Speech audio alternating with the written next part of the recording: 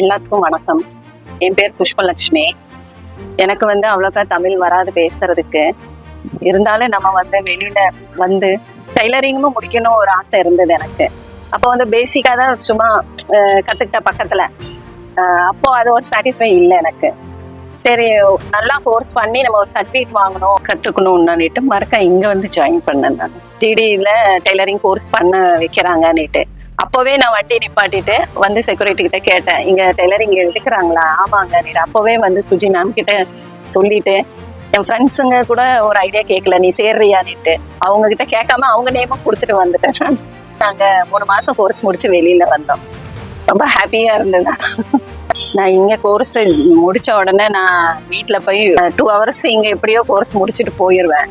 வீட்டுல யோசிச்சு பார்ப்பேன், நம்மளுக்கு யாராச்சும் கொடுப்பாங்களா துணி தைக்கிறதுக்கு, அது நம்ம நல்லா தைச்சு கொடுப்போமா, வெளியில ஆர்டர் வருமானிட்டே நினைச்சிட்டு இருப்பேன். அப்புறம் ஒரு பிளவுஸ் அப்படியே தைச்சு கொடுத்தேன். அவங்க அதை பார்த்து நல்லா இருக்குது, எங்களுக்கும் தைச்சு தாங்கன்னுட்டு அவங்க ஃபேமிலி, அப்புறம் அவங்க ஃப்ரெண்ட்ஸ் கிட்ட இப்ப நிறைய துணி வருது எனக்கு தைக்கிறதுக்கு. ஆனா எனக்கு தான் டைம் இல்லை இப்ப தைக்கிறது.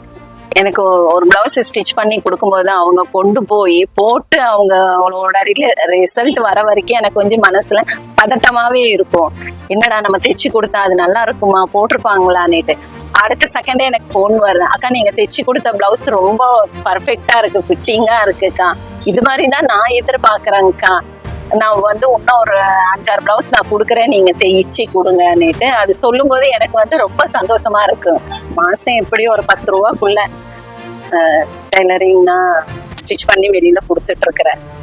நம்ம வீட்டுக்கார கை எதிர்பார்க்க அவசியமே இல்லை. நம்மளுக்கு உண்டான செலவு, நம்மளுக்கு தேவை இருக்கிறதுக்குள்ள பொருள் வாங்கி நீங்களே இதே மாதிரி இங்க கத்துக்கிட்டு வீட்டுல போய் முயற்சி பண்ணுங்க. நம்மளாலேயும் முடியும் தைக்கிறதுக்கு.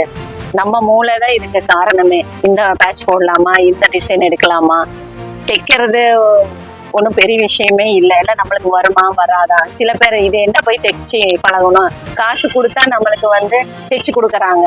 ஆனா அதுல இருக்க உழைப்பு, அதுல இருக்க சந்தோஷம் எதுலையுமே கிடையாது. ஒரு துணியை நம்ம ஒரு